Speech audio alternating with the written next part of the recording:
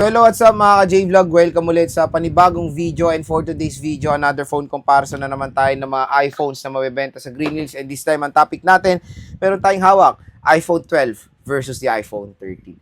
Ano kaya ang magandang i-purchase dito sa dalawang smartphone na to ngayong 2025? Tara mga ka-J-Vlog, check natin.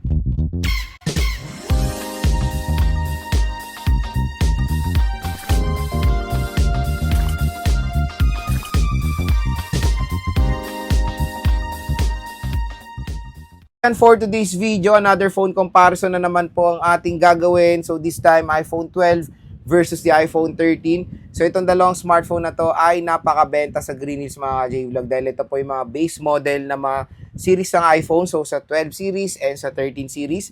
So nag-decide ako i-compare to dahil to be honest, yung 128GB sila ay hindi po nagkakalayo ng presyo. Especially yung 256 din. So, unang-una, saan ba tayo bibili ng mga legit iPhones natin? Wala nang iba kundi sa nire-recommend nating shop, ang CMB Gadgets Tall X A07 kay Ate Mayet. So, yung kanyang Facebook page ay nasa description box. Yung link niyan, sabihin nyo, click nyo lang, mag-inquire na kayo, sabihin nyo lang napanood nyo sa vlog, bibigyan pa kayo ng matic discount ng shop na yan. So, yun nga, pag-usapan natin presyo, dito muna tayo sa iPhone 12. Ang iPhone 12 ngayon, 64GB, nag-range na lang to sa 14 to 15,000 pesos. 128 is 17 to 18,000 pesos. 256 is 18 to 19,000 pesos. Compare naman sa iPhone 13, na 128 and 256 lang naman to, tsaka 512. Wala naman na itong 64GB. At yung 512, hindi naman siya ganun mabenta. Ang mabenta talaga is 128 and 256. So, yung 128 ng iPhone 13, ang presyo niyan is naglalaro sa 22,000 to 23,000 pesos. Tapos 256, 23 to 24,000 pesos. So, again, kung mapapansin nyo, hindi naman nagkakalayo yung price nitong dalawang smartphone na to. I-compare natin yung 128 nila. 17,000 first loss, 17, first loss 22,000 pesos. So, yun. Kung makikita nyo, 5,000 pesos lang po ang price difference ng iPhone 12 and iPhone 13 na pareho pong 5G etong smartphone na to. So, yun.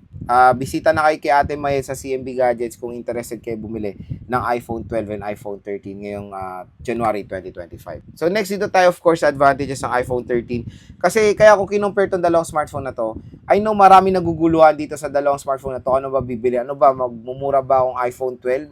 Malaki rin matitipid ko, 5K or all-in na ako sa iPhone 13 na meron pang mga ibang cool specifications na ma-offer compare sa iPhone 12.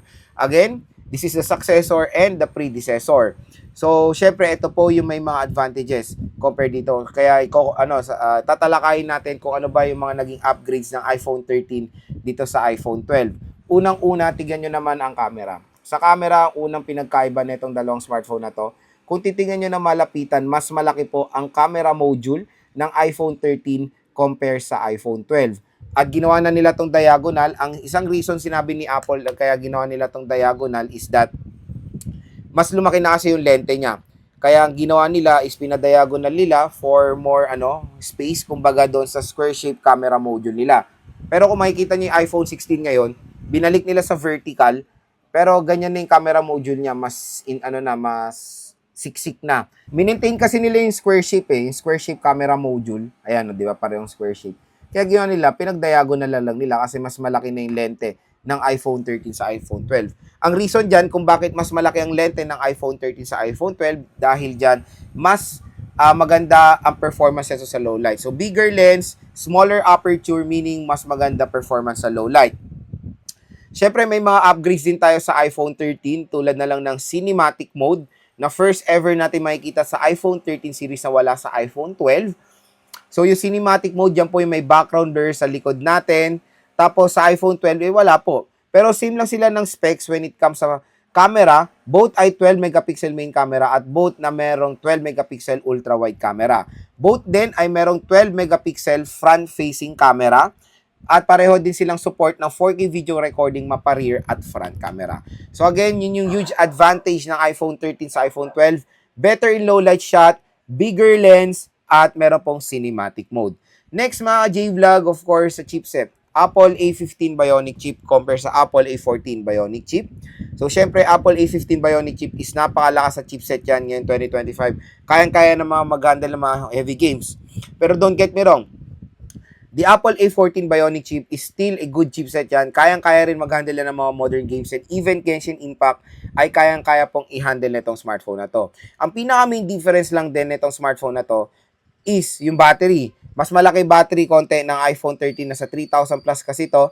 Ito po isa sa 2,900 plus milliamp hour lang ang battery capacity ng iPhone 12. So mas okay ang battery performance ng iPhone 13 compare sa iPhone 12. Next naman na maganda dito sa iPhone 13 is of course mas matagal tong software update compare sa iPhone 12 kasi syempre mas advanced ang chipset nito dito sa smartphone na to. So when it comes sa OS update, mas magiging matagal itong magagamit compare sa iPhone 12. Pero don't get me wrong ha, kahit na mawala na ng OS update, matagal nyo pa rin itong magagamit. Pero when it comes sa pangmatagalan na update, dito iPhone 13 ang panalo dyan.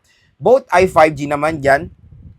Both din na design is pareho when it comes sa box type, square shape box type sila. Pareho naman ding aluminum body. Pareho rin ang design sa likod when it comes sa glass, glossy glass. Dito nyo ma-identify kung 13 or 12 sa diagonal camera module nila. Pareho rin naman na dual stereo speakers. Isang speaker sa baba at isang speaker sa earpiece.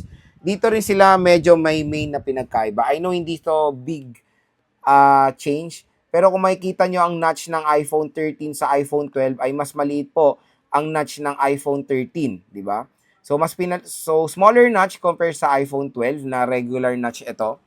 So yan yung isang pinagkaiba nila. When it comes sa screen size, pareho lang sila mga ka-J-Vlog na 6.1 inches, Super Retina XDR OLED display. So wala namang pinagkaiba sa display quality ng dalawang smartphones na to.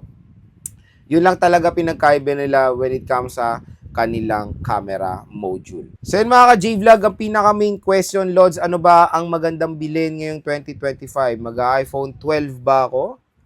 Or mag-iPhone 13? So, to be honest, when it comes sa presyo nila, 5,000 piso ay syempre malaking bagay yan sa mga ibang consumers. Kaya napakahirap mag-decide sa kanila, ano ba, magiging sulit ba pera ko sa iPhone 12 o mag-iipon na lang ako ng konti para mabili ko na yung iPhone 13? So, to be honest mga J-Vlog, kung ako tatanungin, mas okay yung iPhone 13. I know, mas advantage niya kasi siya yung successor.